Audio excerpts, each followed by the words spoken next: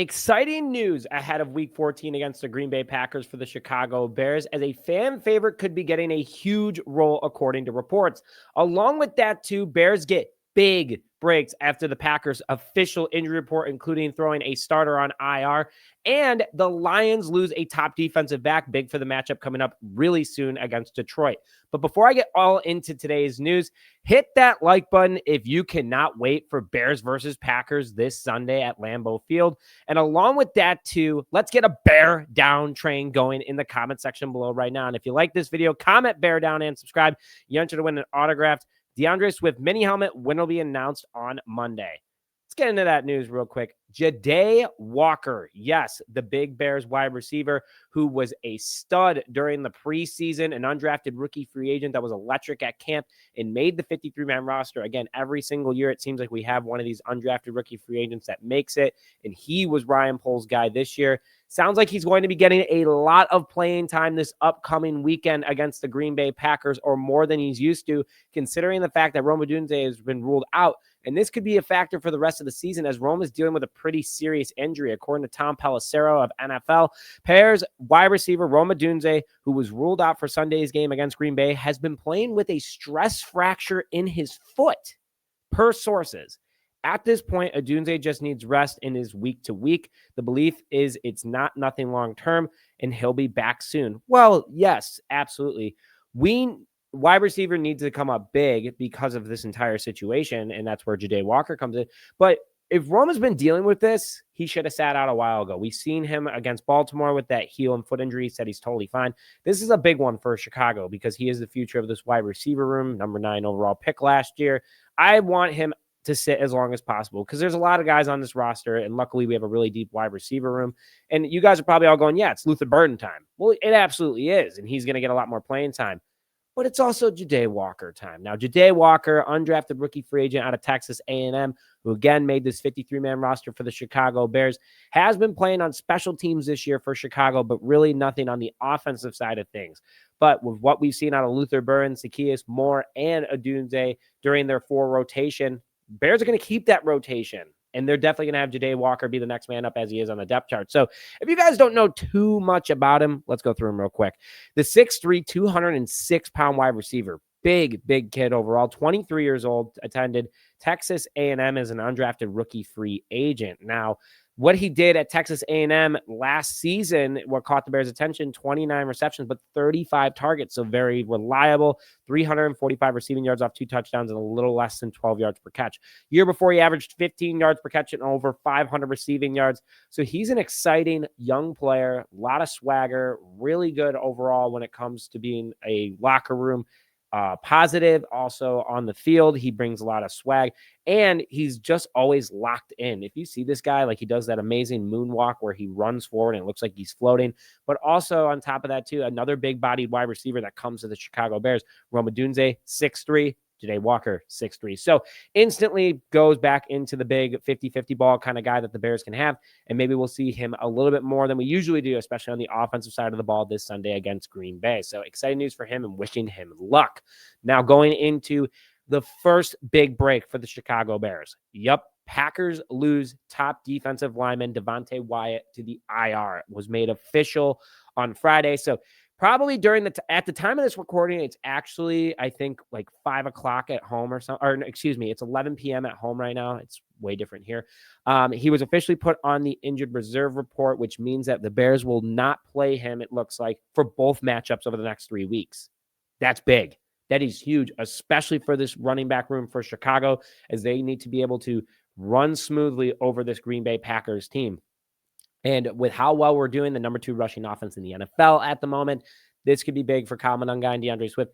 Eric Bieniemy's already going, yep, we're going to run it this way because the only guy we have to worry about right now is Micah Parsons, which we'll get into in the rest of the Packers injury report.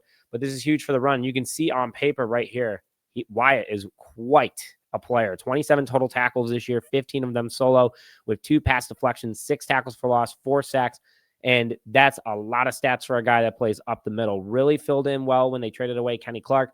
And he's been huge for Micah Parsons, taking a lot of pressure off him. With that being said, with him being out, Now the Bears can truly focus on two-man packages. They can throw Joe Thuney or Jonah Jackson, whoever is going to be facing against, whether it's the left side or the right side, to help out with Wright or Trapillo going against Micah Parsons. Their defensive line just took a huge blow with this one. And it's not just this injury as well, because they just ruled out another starting defensive edge, which we'll get into in just a second. But overall, big for the Chicago Bears, especially going into Green Bay and trying to hold the North and the NFC.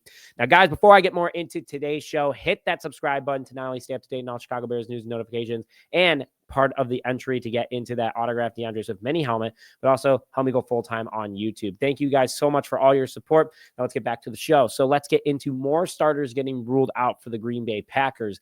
This is big. If you think the Bears have bad injury luck, Packers do as well. And this truly shows how tough the North is, because both these teams can be decimated by injuries and still win ball games. So first off, Mike Spofford of the Green Bay Packers sent out Green Bay has ruled out wide receiver Savion Williams, which that's a big one right there. Big wide receiver for Jordan Love. Running back MarShawn Lloyd, hopeful guy for them. 3rd round pick out of USC. Defensive line, Lukas Van Ness, Barrington kid, out with a foot injury, the other defensive starter for the Green Bay Packers, and Devonte Wyatt, who just hit IR, and Collin Oliver dealing with a hamstring injury. I wish that this team was full go, because if the Bears can walk into Lambeau and get the big win with an entirely healthy Packers team, the Packers fans would have absolutely nothing to say. That being said, injuries do happen in football. Very rare that guys stay healthy. An entire roster is healthy this much into the season. The Bears is pretty healthy overall, all things considered. But I wish it was a full goal. Wishing these guys a speedy recovery, but this is a big factor because Lukas Van Ness, big defensive edge from Iowa, and again, a Barrington native, 11 total tackles this year for Green Bay with 6 solo, 3 tackles for loss, and 1.5 sacks, 1 forced fumble. He's been somewhat of a factor. But again, it's a big loss for Micah Parsons. Now Parsons is going to be probably a one-man show on that defensive line, and this is his opportunity to really make a name for himself, especially engraved in Bears-Packers history. That being said, Bears can throw Colston Loveland out there. Again, Joe Thuney, Jonah Jackson can play double, whatever tackle is going against him. But this is big for Chicago overall and a big loss for Micah Parsons. Now, questionable this upcoming week. Those questionable are receivers Jaden Reed dealing with a shoulder and foot injury, and Matthew Gold, who, again, Caleb Williams has more touchdown receptions than him this year.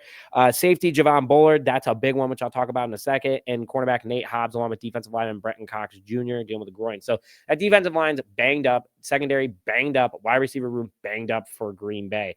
And like I kind of talked about in my earlier show, depending on when you're watching this, Javon Bullard's 25 stats, big, one of the best top defensive backs against the rush, 59 total tackles this year with 37 solo, 2 pass deflections, 2 tackles for loss, and 1 fumble recovery.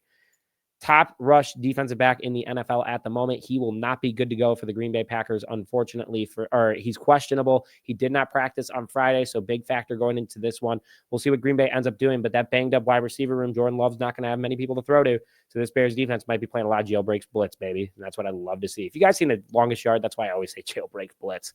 I think it's one of the coolest names for a blitz package. Anyway, Lions top defensive back is also out. We play the Lions one more time this year. They got a big win against the Dallas Cowboys this week at Detroit. That being said, Lions lose Brian Branch for the season ahead of their matchup versus the Chicago Bears. And this was tweeted out by Tom Pelissero. Lions standout defensive back Brian Branch is feared to have suffered an Achilles injury on Thursday night, sources tell me and Ian Rappaport. Branch will have further tests in the morning, but another potential blow to a Detroit team coming off a huge win. Huge break for the Bears pass and also for their rush as well. He is a dog. He can fly all over the field. He can make plays happen. And unfortunately for Detroit, it looks like they're not going to have him for the rest of the season, not only just against the Bears and try to get some ground, but at Soldier Field. That's a huge loss for Detroit. And going more into it, 75 total tackles so far this year. Pretty great stats for a defensive back. 48 solo with 9 pass deflections, 5 tackles for loss, 2.5 sacks, 1 forced fumble, 1 fumble recovery. Like I said, another top guy that can get to the backfield and get pressure on the quarterback and the backfield when facing teams. So super big benefit to the Bears team, how well they've been rushing this ball. Also for Caleb Williams to be able to sling it against Detroit. And this guy was a Pro Bowler last year for a reason. Really young guy. Hopefully he gets better soon. So positive vibes only to him. Again, we want to face healthy teams and we never wish injury on anybody. So hopefully he gets well soon and that we get to see him next season against the Chicago Bears. But guys, finally, going home. That's just what I want right now. I want to be home. I want to be in my bed. It's just been a crazy week. 9-to-5 job, kicked my tush, and obviously trying to do this because having to record at 6 a.m. Paris time, dealing with jet lag, and then having to record at midnight to be up to date on the afternoon news for you guys. It's been a lot, but happy to do it as always. I'm excited to go home. So if you guys haven't already, please could hit the like button, subscribe, and comment. But with that, thank you as always for each episode of Just Another Year Chicago Bears. My name is Zick Brody, and as always, I want to hear it loud and proud. Bear down, baby.